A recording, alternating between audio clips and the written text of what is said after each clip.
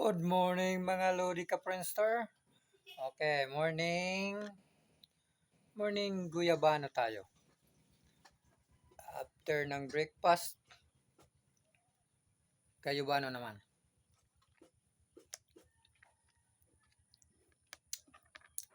Makakatulong ito para sa aking sugat na maghilom. 3 weeks na siya, hindi pa naghihilom.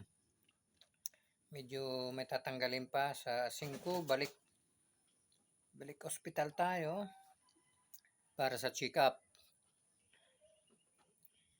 Kaya ito, kain-kain ng prutas, itlog sa umaga, itlog sa hapon, prutas na naman. Kaya tiis-tiis lang muna tayo mga Lodi.